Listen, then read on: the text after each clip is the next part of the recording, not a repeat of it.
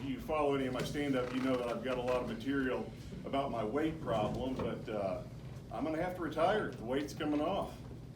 So yeah, thank you. Cheap is always good, but one of the things that hasn't happened for a while is I haven't set anybody's gaydar off, and so I'm excited. I'm ready for that to start happening again.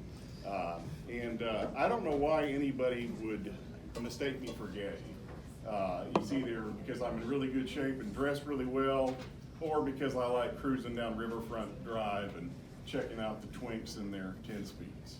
I mean, can you blame me though? I mean, those bulging biceps, those quads, sinewy, those biker shorts, and that seat's just creeping up their bubble butt, and they're just presenting. I mean, come on.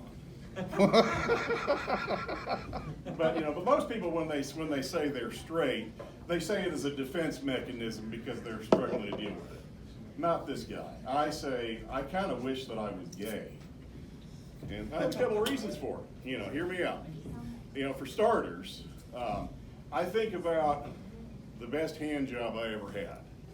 There's not a man in this room who couldn't do it better. And I've been on a bit of a cold streak for a while, but I figure if I cast a little bit wider net, I could probably break it by the end of the night. Matter of fact, I have so many standing offers out there that I could probably be the pivot man of the gangbang by this weekend, depending on what people's work schedules are like.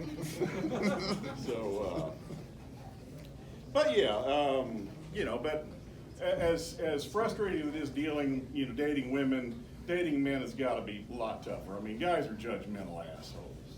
I mean, women are saying all the time they don't mind if a guy's got a few extra pounds and a dad bod, as long as he's a good father and he has a really large, throbbing wallet.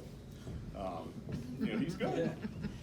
But if you're cruising for dudes and you don't look like Channing Tatum, you got an uphill struggle. That's for sure. But for some reason, whenever people are unburdening themselves, I seem to be the first one that they tell. I even thought about opening up my own business called Come In to Come Out. And I don't know why anybody would consider me a confidant. I mean, I'm not a very good listener. I used to have a girlfriend who told me I didn't listen all the time. At least I think that's what she said. But yeah, and I had a couple of gay roommates, and it was not a big deal at all. My first one was sophomore year of college. I roomed with a guy named Jack, and he was a dream roommate. I mean, he was neat. He didn't complain about me turning my stereo up. He was always on time with his half of the bills come settle up time. I mean, everything was fine. Him and his boyfriend came out on April Fool's Day, and everybody thought it was a joke. And, I can assure you it was not.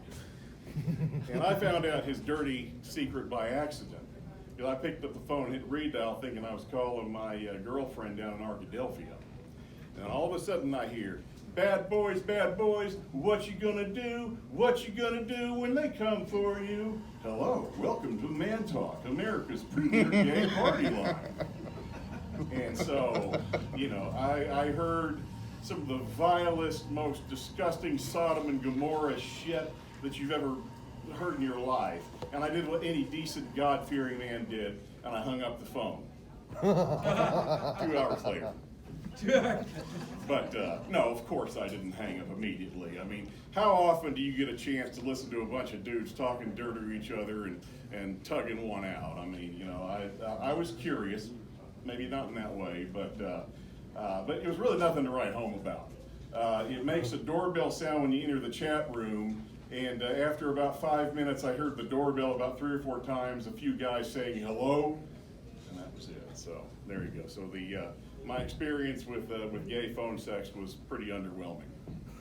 And my second roommate was a fraternity brother of mine, very, very dear friend named Wade, and I was the first person he told. We were having a heart-to-heart one night, and we called him Afraid to Get Laid Wade back in the day. And he was one of those guys that everybody knew he was gay long before he came to terms with it. But I told him, I said, man, it takes a lot of courage to come out, and I'm going to be there for you. I love you. This changes nothing. but you have given me so much ammunition, brother. You just have no idea. But he gave as good as he got. You know, he had this porno tape called Skin Torpedoes that he was always leaving in the VCR, and I would always bust him out for it around our friends, but he wouldn't miss a beat. He's like, "Well, Wilks, how come every time I pop that tape in, it's queued up to a different spot than where I left it?" And, you know, here in the digital era, we've gotten spoiled. You know, we don't have to rewind tapes anymore. You know, and over the course of my lifetime, I think I've owned hundreds of porno tapes. I don't think I've ever purchased one. I don't think I've ever sold one. They just kind of come and go. Of course, I don't live in a frat house anymore, but they were kind of used as currency there. But anyway, but the big thing to remember is that if you were loaning your tapes out to somebody, be sure to rewind them, because you know your friends find out a lot of things about you, but do you really want them knowing the exact moment that you came? Thank you, everybody. You've been great.